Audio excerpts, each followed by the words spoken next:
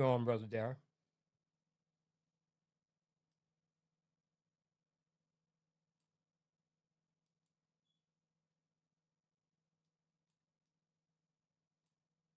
That you have tuned into tonight's program. And of course, with all of the recent goings on, the media, the regular mainstream media is abuzz with it, as well as social media is abuzz with it. I know that Black Louisiana is talking about it. And the question for tonight is, what is our next move? We do know that Governor Landry had this press conference right after the mall shooting. Of course, there have been other people killed at the mall before, but they didn't happen to be white girls. We know that that happened. We also know that the Supreme Court has ruled the 6th district as unconstitutional, saying that it relied too much on race. And so there have been a lot of what the civil rights community calls a lot of setbacks in the state of Louisiana.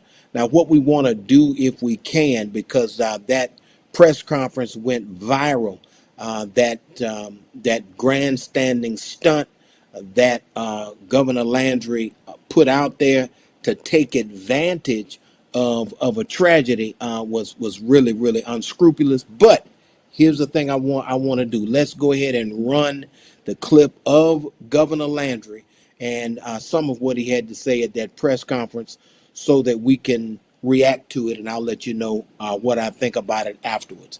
Let's go ahead and roll that clip, Brother Director. I'm done with them. It doesn't matter how old they are. This is the kind of violence that we end up with when we engage in those kinds of policies. And I'm asking the legislature to go back and look at the laws. Over the last 5 years before I became governor, or 8 years while I was attorney general, I watched nothing but hug-a-thug policies in this state, a watering down of our criminal justice system. In fact, people that go into common places and decide to engage in that kind of violence, we should put them away for life. I'm done with them. It doesn't matter how old they are. Somebody has failed. It's not the government's job to raise these people. It's common sense not to go into a public space with a gun and start shooting around blindly.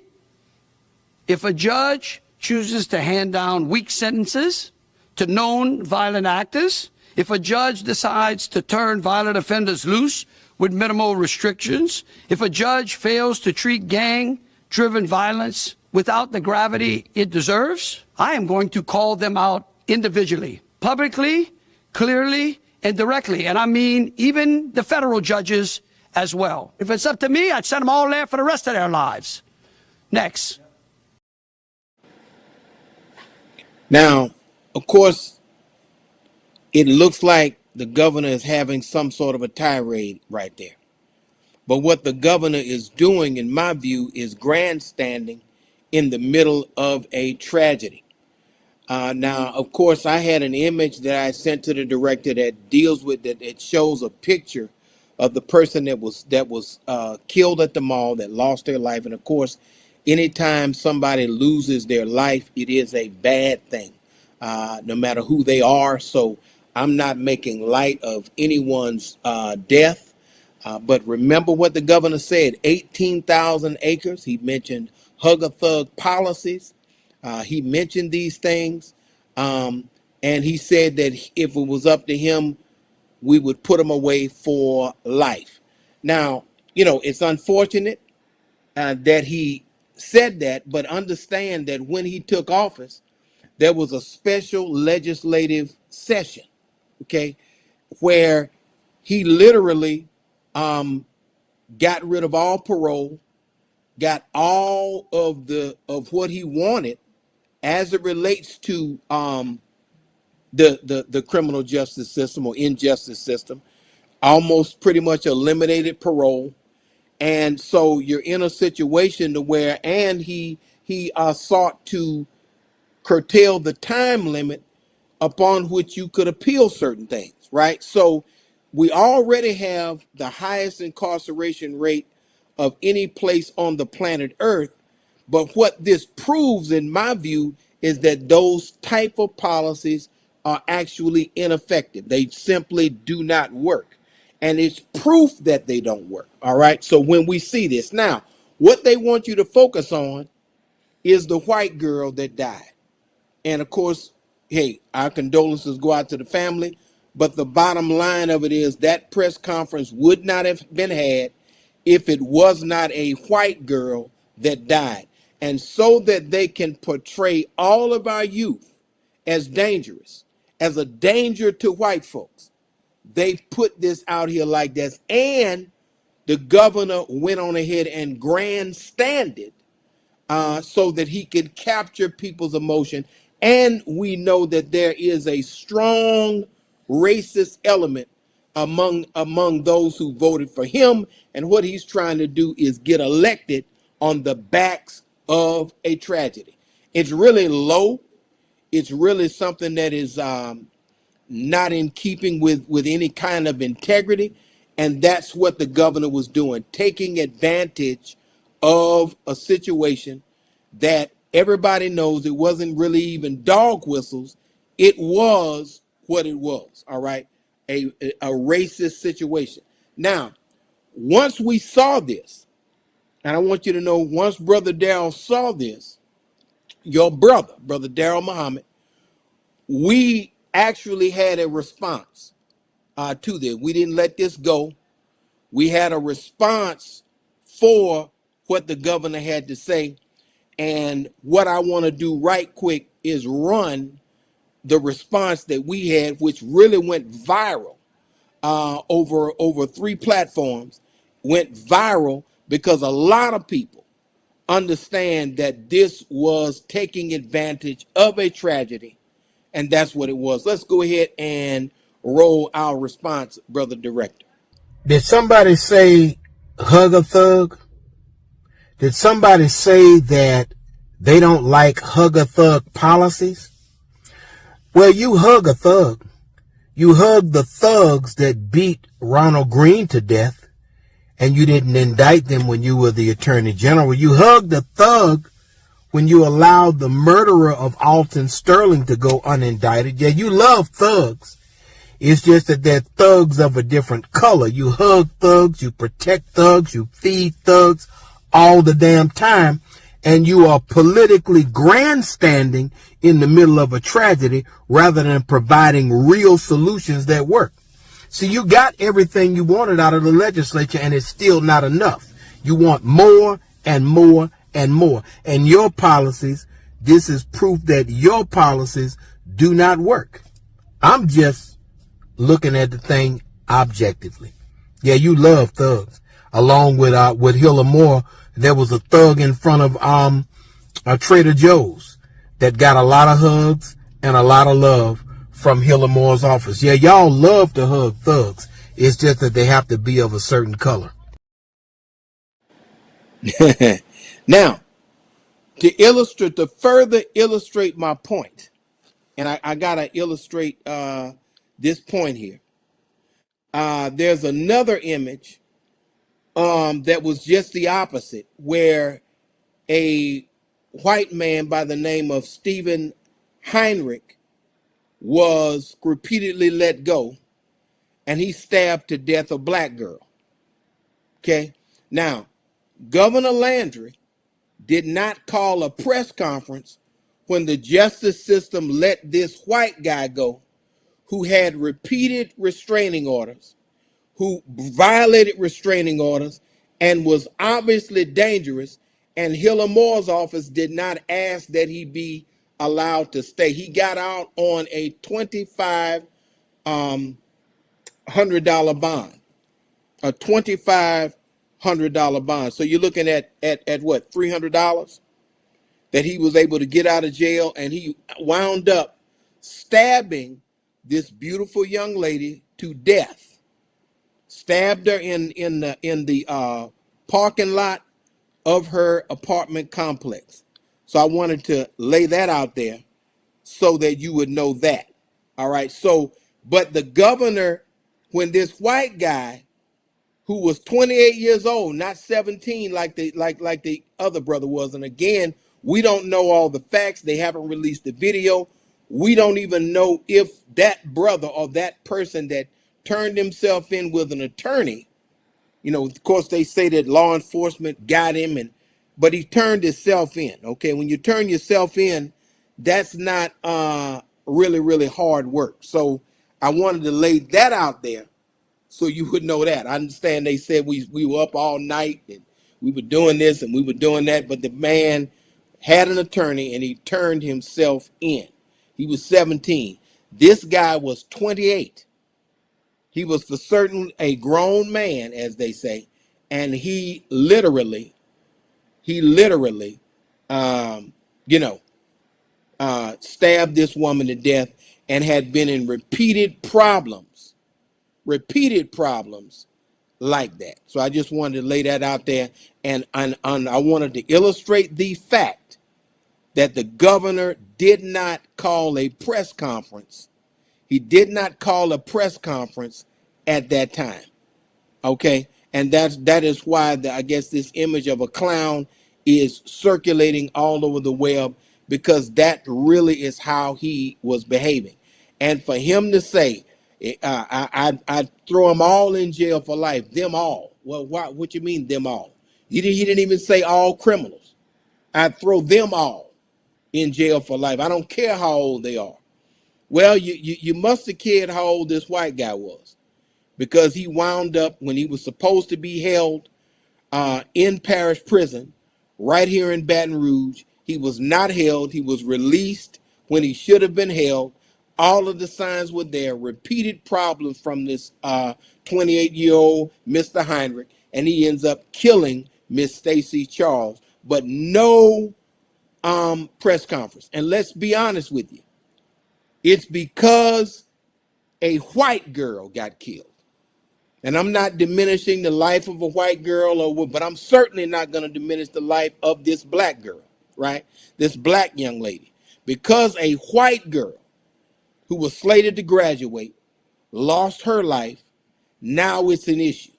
Because now you have the opportunity to make black people look like animals, but then we already have in the news another animal for you that is going to balance the perspective. All right. And again, our condolences go out to the young lady that lost her life.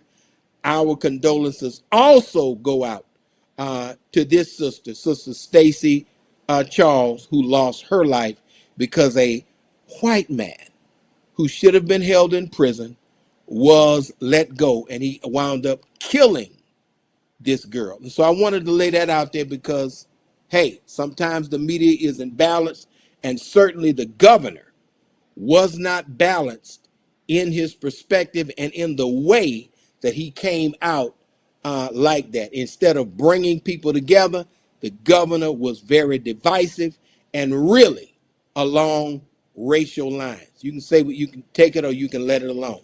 But I wanted to lay that out there for you because a lot of people are not going to have that perspective. And if you look at the news media, everybody was saying, not the news media, but social media, they were calling this brother on TikTok somebody from hell, a devil, a demon. They were just going at him. He killed this young girl and so on and so forth. But none of them made videos when this white guy, this white man, stabbed to death a black girl when it was clear that he should never have been let out of prison. All right. She attempted to protect herself from him, but she was not able to do so. And the criminal injustice system failed this black woman. When somebody was after her, he was deranged. And what wound up happening was this white guy, all right, this white guy ended up setting himself on fire or something and killing himself. So he never went to trial because he offed himself. That's just how unstable that he was. And so for every situation that they can make light of, we're going to do the best we can on the Community Defender to bring the balance. Now, as you know, because I wanted to move quickly, as you know, the Supreme Court has severely damaged Section 2 of the Voting Rights Act and they now have said that the 6th district is unconstitutional because it relied too heavily on race. But when you had six, five members of the congressional delegation as white, that was constitutional. The minute you got 2 blacks, that tended to be unconstitutional.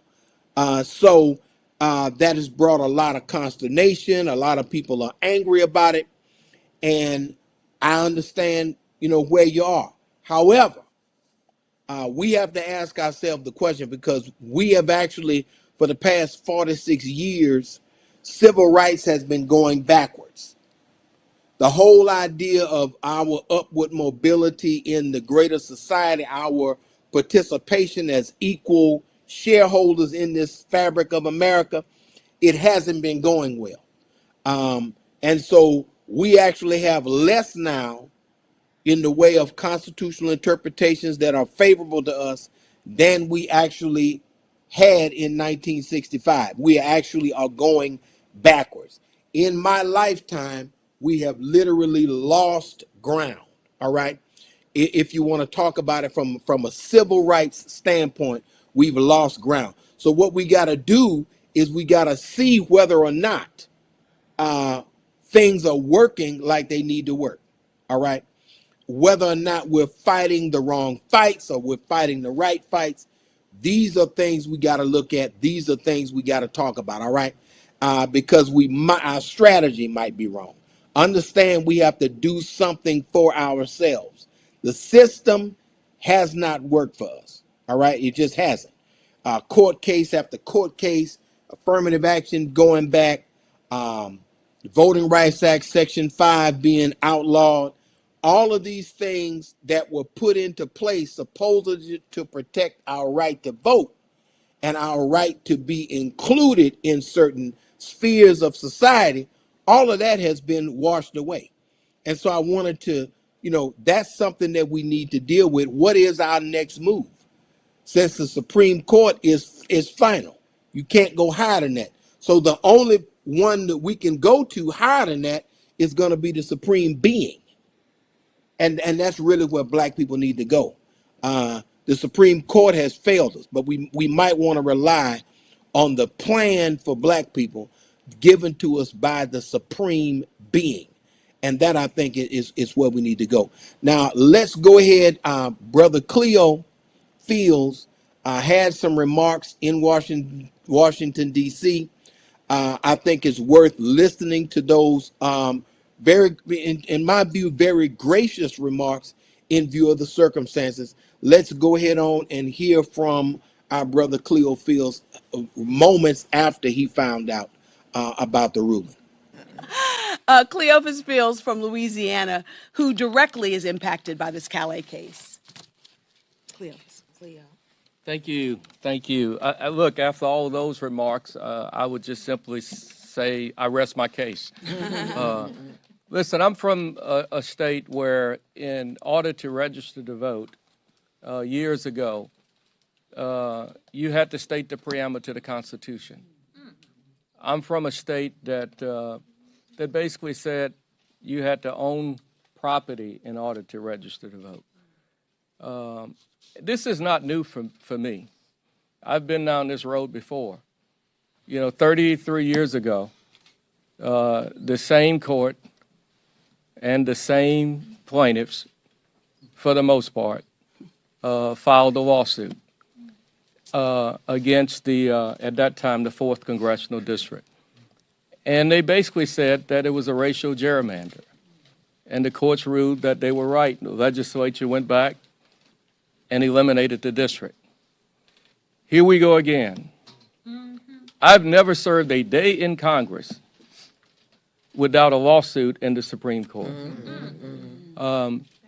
Louisiana's minority population is over 33% black. People have a right to participate in their democracy. If you tell me that I gotta jump a certain height, I could probably do that. Tell me I got to run a certain district, distance, I could probably do that too. But if you tell me I have to be white to serve in Congress from Louisiana, I can't do nothing about that. I need some help from my government. That's right. And that's why we need to pass, as soon as possible, the John Lewis Voting Rights Act. This is about democracy for the country, but precisely for southern states in our country. They need to help of the Voting Rights Act.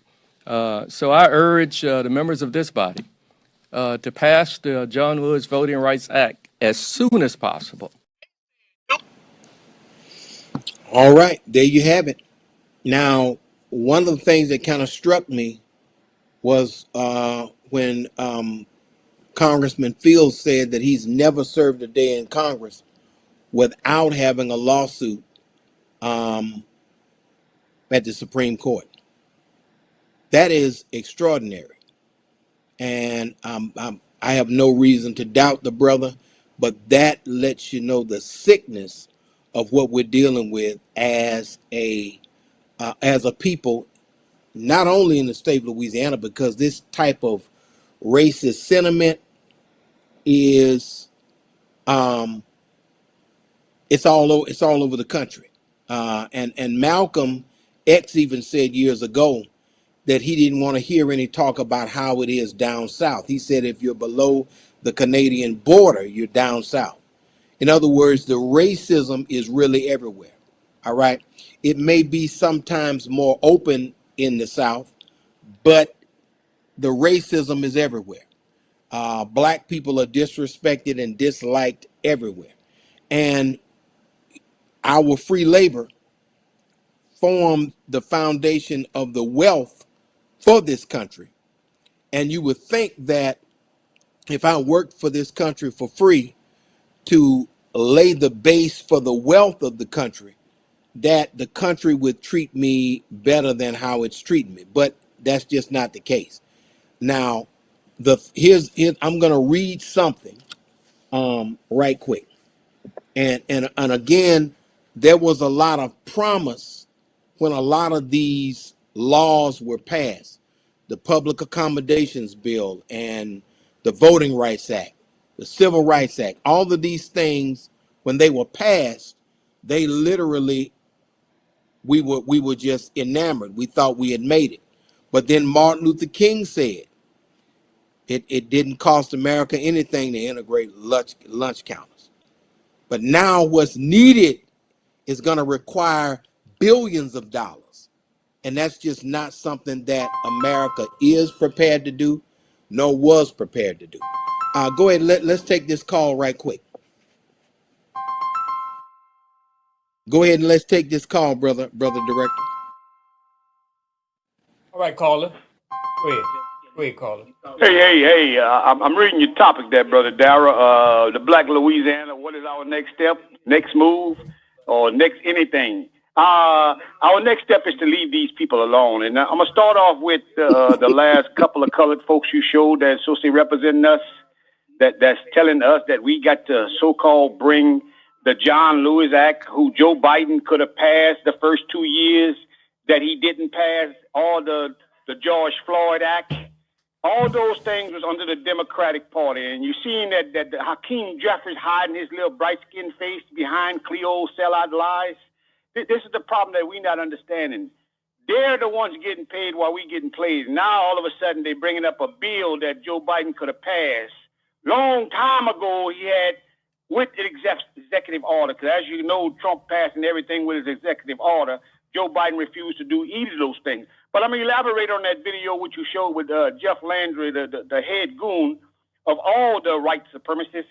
You know, where was his outrage when he hugged these Baton Rouge police thugs after shooting Alton Sterling?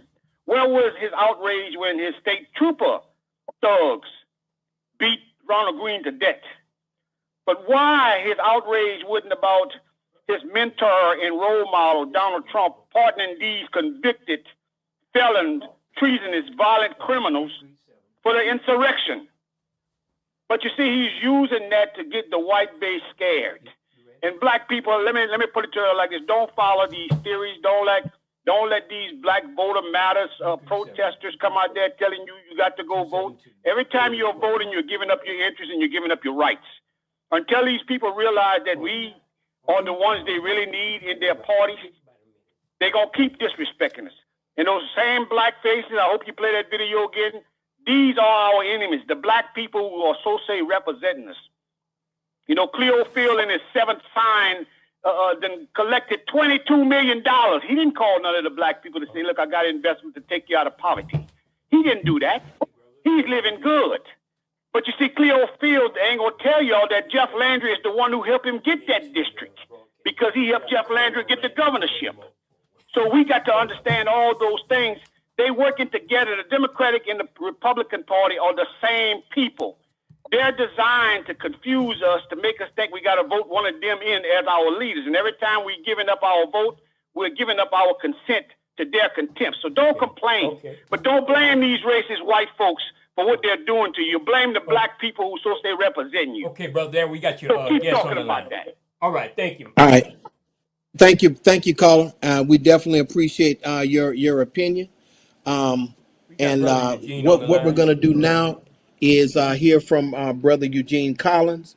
As you know, a lawsuit was filed to enjoin the governor from stopping the congressional election, which in many cases is already underway, because I think 4,000 or 5,000 ballots were already passed.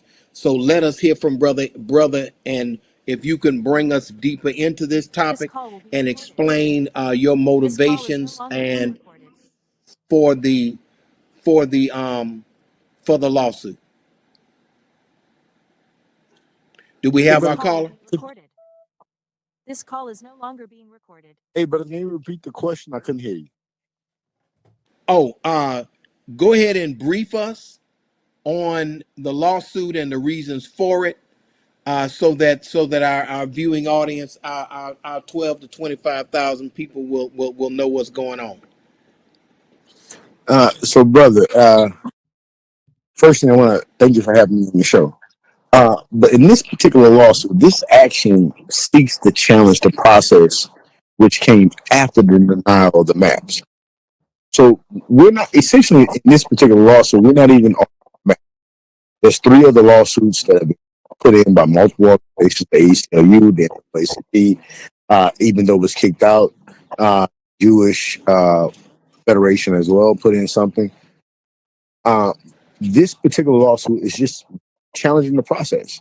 Because what we are saying in this lawsuit is this process was rushed after the maps were deemed unconstitutional. This process was rushed.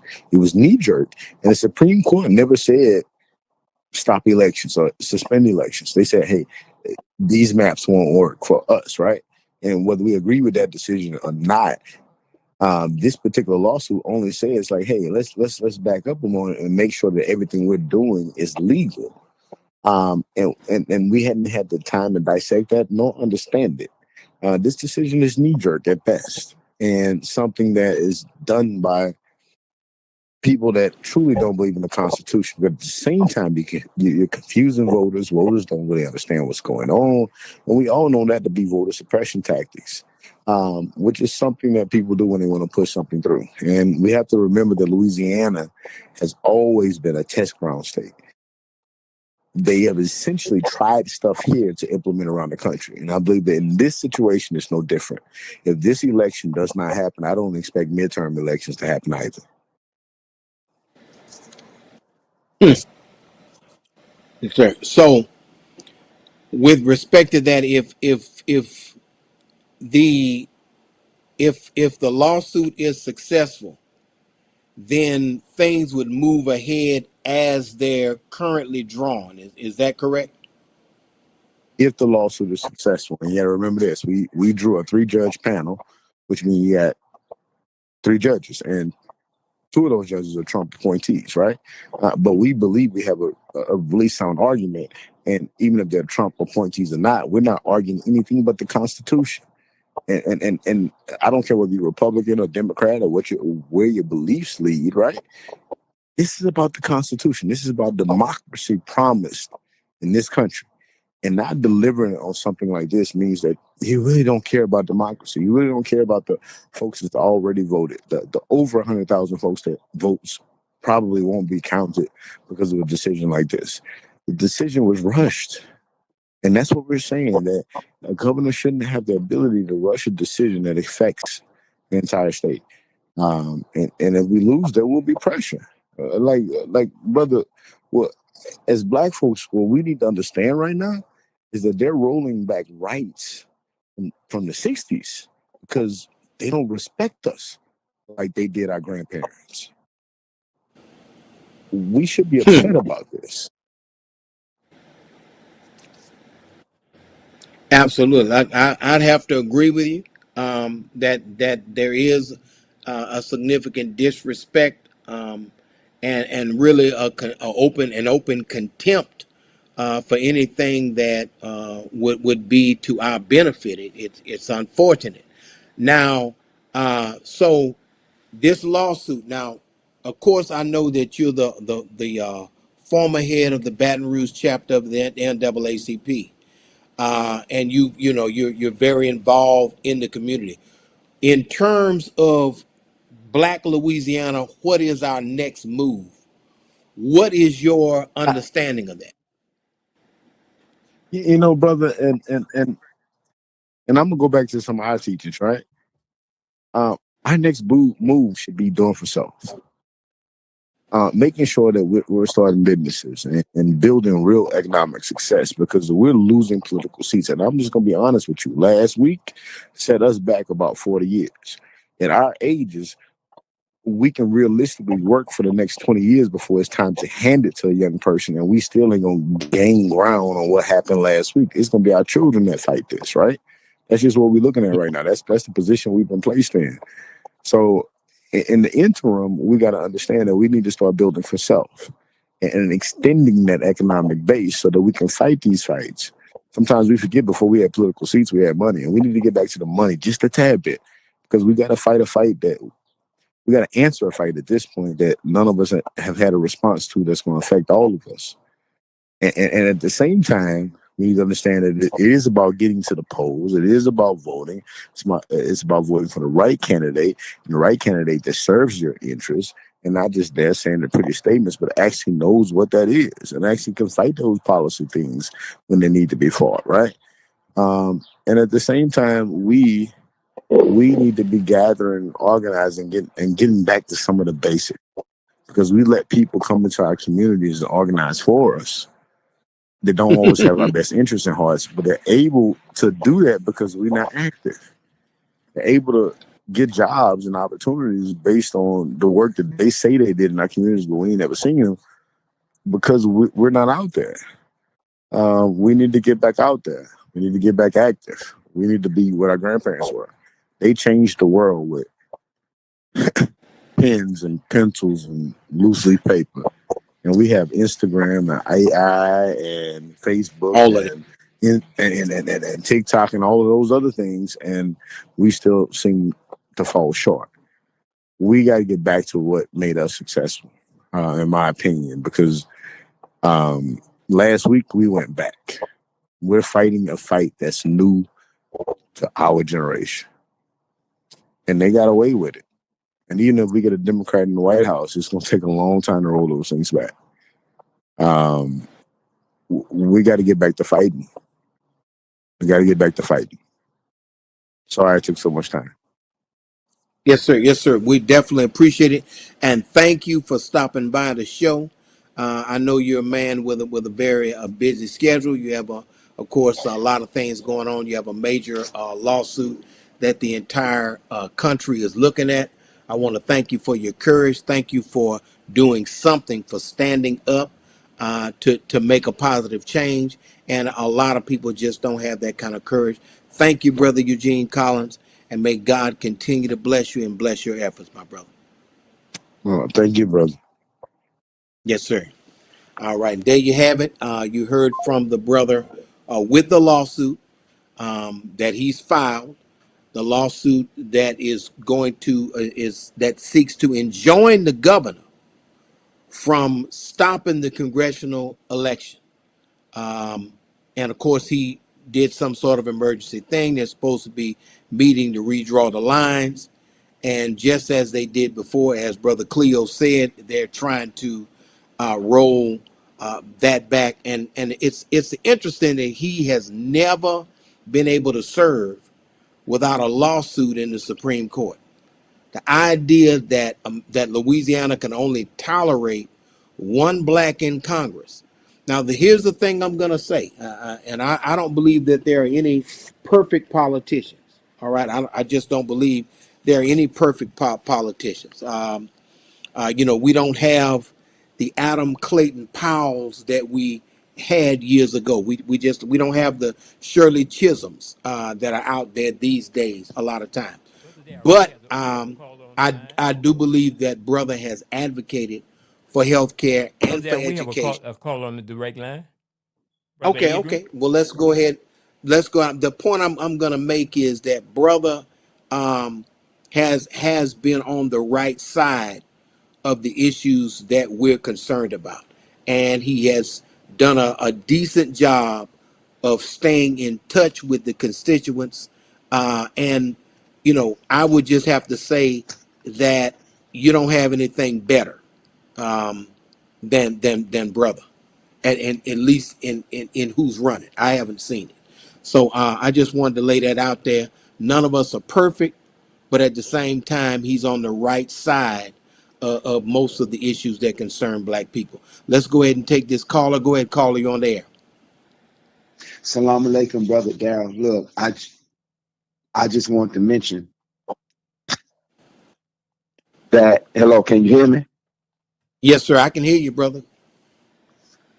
Okay, I just wanted to mention that when we talking about being on the right side of the issues, that the reason why this power structure is redistricting is because now more blacks were starting to get more politically engaged. This is why they carved out St. George, which I didn't personally have a problem with.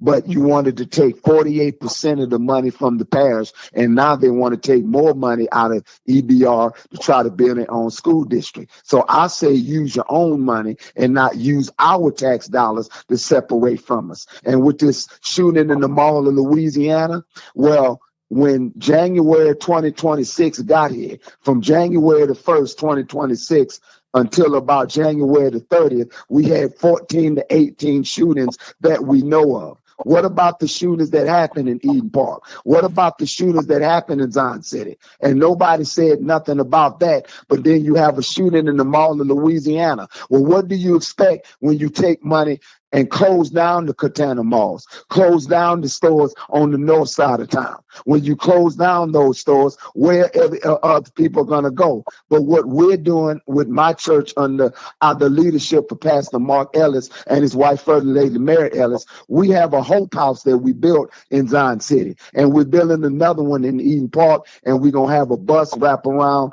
where we can help people with counseling and things like that to be able to officiate black people who are in the conflicts. So we're going to show people how to buy homes, to have home ownership, increase their income. It's coming a time now where we as black men in particular, but black people in general, more of us as a whole, because we know everybody's not going to do it, but more of us as a whole is going to force us to be able to work out and network our own problems, put aside petty differences and work among ourselves. We're going to have to do that because it's very obvious you're not going to be able to depend on this system. Under this governor, Jeff Landry, he wanted to pull back on food stamps and say you can't buy sugary products. Not that he cares about our health, but now he wants to stop some of the small black businesses, like the ladies who sell Dixie cups and cupcakes out of their home. He wants to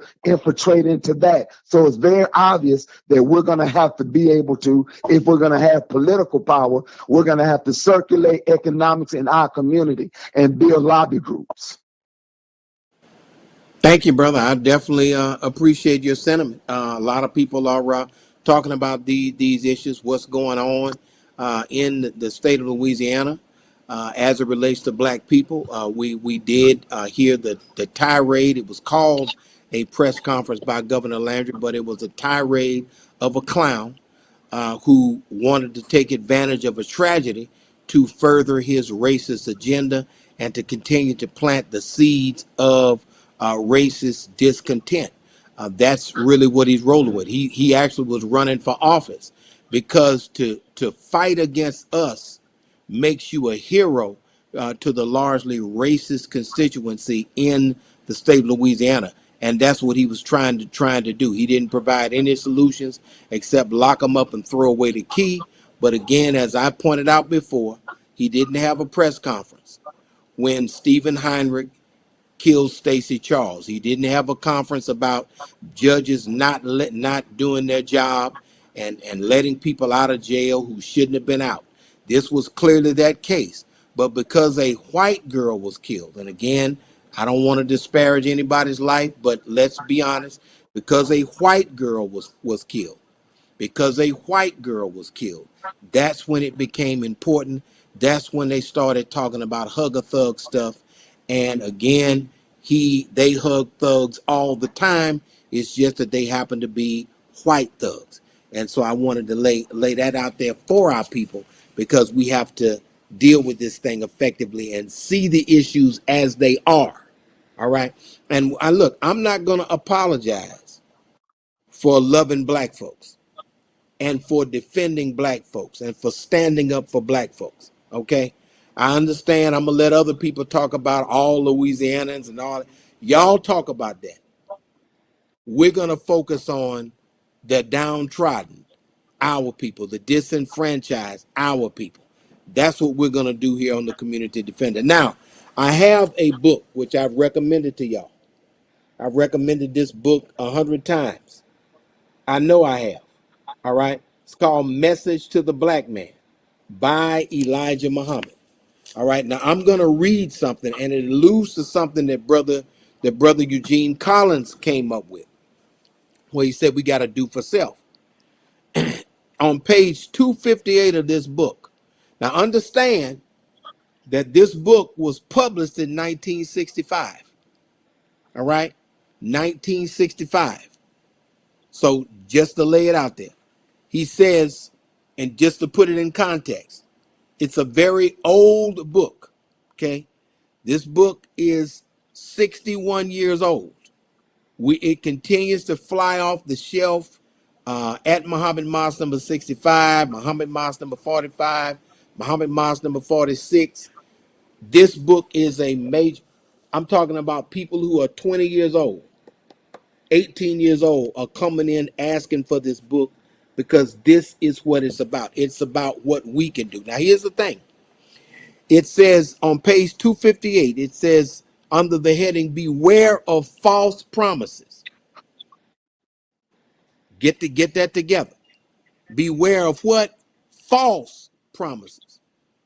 He says the government only wants to pacify her once slave with fancy false promises that she knows she cannot fulfill without the loss of friendship and bloodshed among her own people.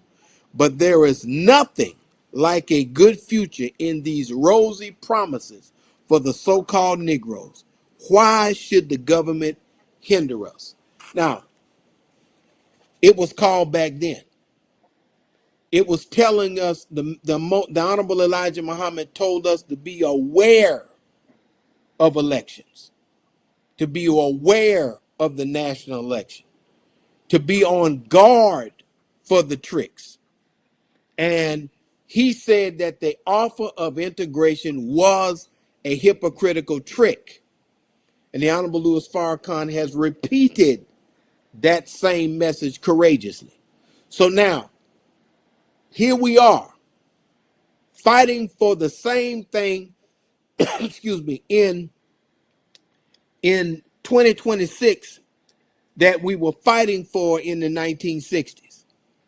And if you want to talk about marking time, being on a treadmill, being in one spot and exerting all of your energy and not really moving forward, and understand that, some people say it started with the election of Ronald Reagan. And I would have to agree that since 1980, Everything has been going backward in terms of court cases, narrowing all of the things that the civil rights community had depended upon as it relates to affirmative action, which no longer exists, and the Voting Rights Act, which in many ways no longer exists in any real sense. So we have been going backwards rather than forward, and I wanted to lay that out there. And again, you can call in. Of course, the number is on the screen. You can call in to voice your opinion. But what do you think should be Black Louisiana's next move? Should we continue to beg for for acceptance from people who've already decided not to accept us, and for Governor Landry to jump up, shut down the election? Right? Even when the Supreme Court didn't say to do it, it's because they're happy to take away even the semblance of any kind of progress that Black people could look at. They're not trying to make us have hope in the system.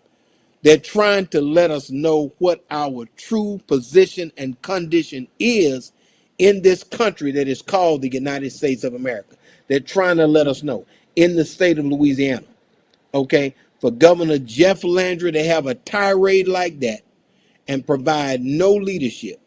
And again, you got everything you wanted from the legislature, but the idea that you're going to attack elected judges that don't rule the way you think they should rule, well, I will believe that you're sincere when you bring up Stephen Heinrich, when you bring up Stacey Charles, and how the judicial system should have kept this dangerous criminal off the streets of the state of Louisiana. When I see that, I may believe it.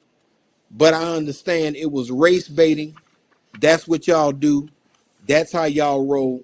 And I understand exactly what you were doing. Let me see how much time we got, because I don't want to go over. Yeah, we're coming toward the end. But I wanted to mention these things to you, get your views, because of course next week or the next our next show, what we want to do is we want to have I got a very special guest plan that I want to bring on the program and have him to give his insights, because I think that this is a time for us to look at the program, and listen to me well, the program of the most honorable Elijah Muhammad as he laid it out. Malcolm X articulated that same program. The Honorable Minister Louis Farrakhan courageously in this day articulates that same program. And one of the things that is in the back of every Final Call newspaper, and understand every Final Call We got a newspaper. phone caller from Baton Rouge. Yeah, yeah. Go ahead, caller. Yes, sir. Go ahead, caller. Yes, sir. Go ahead, call. I only have one question, and that question is, Go ahead. how much more integration can the Black community bear? Could you hear the question? I heard the question loud and clear. I can't hear. Can you hear me? Yes, Yes, sir. I can hear you. I heard the question loud How and clear. much And I more integration can the Black community bear? And that is the question that the Honorable good brother Takuna El Shabazz would ask at every meeting. Because as long as we accept this idea and reject what the Honorable Elijah Muhammad has taught us, and until we repent and atone, I don't think we're going to do too good collectively as a people. But I'll listen, and I like the good brother's show. Thank you. All right. Thank you, caller. Yes, sir. And that is an excellent question. I will answer that question in the exact words that the most honorable Elijah Muhammad put on the back page of Then Muhammad Speaks, now under the Honorable Louis Farrakhan, The Final Call, when he said that the offer of integration is hypocritical and is made by those who are trying to deceive the black peoples into believing that their 400-year-old enemies of freedom, justice, and equality are all of a sudden their friends. Furthermore, we believe that such deception is intended to keeping the black people from realizing that the time in history has arrived for separation from the whites of this nation. Now, many people have talked about separatism and how separatism is divisive. But St. George is an example of separatism right here in East Baton Rouge Parish. All of these enclaves that are not just in Louisiana, but in Georgia, in Tennessee, in other metropolitan areas, are having these enclaves and separating off with their school system. The offer of integration is hypocritical. And integration really is a hypocritical trick that takes away your control and your autonomy. You're not able to engage black students in an integrated and a so-called integrated setting in the way that they would need to be addressed, because you would encounter other folks being supposedly offended by you addressing black people as black people. My grandfather was the principal of Henry County Training School in Abbeville, Alabama. And my grandfather was able to address black people as black people in that school. He was able to tell them, watch out, be on the lookout for this. You have to be on a certain level academically. You have to know certain things as a black person. He was able to address them and to school them such that they were able to come out of there and raise good and stable families, because he created an environment, because it was just our people, that enabled him to literally give them a better education than the education maybe that I had in a so-called integrated situation. All right. And so I don't think we can really take much more of not just the integration, but the hypocrisy of it. And that's what I wanted to lay that out there. I am so glad that that question was asked, because it really has never been integration. It's been hypocrisy. That's been the issue. And the thing I want to mention before we get off the air, and that is, let me look at the time here, and that is our request for inclusion, for electoral fairness, for equal opportunity. The greater white population has said no to those requests. I think it's a hard no. Can you treat me fairly? No. Can you allow me to get into medical school? No. I'm not going to let too many doctors come. Can you allow me to get into these elite law schools? No. I'm not going to let too many blacks. They're saying no. They're saying no. Can I go to the polls in the black community and not have to wait 3 hours to vote? The answer is no. So that's what he said in Georgia. No. So every time we make a reasonable request, what has the answer been? For hundreds of years, it's been no. So I think as black people, we need to accept their no. And we need to give no's of our own. That's what I'm saying. We are 20% of the U.S. military, and we're 13% of the population. We're 1 in 5 of the soldiers to fight for a country that will not give us equal justice, that wants to mass incarcerate us. That's what we're doing. And I think that as black people, forget the racist white people sometime, but as black people, we need to not be stuck on stupid ourselves. Okay?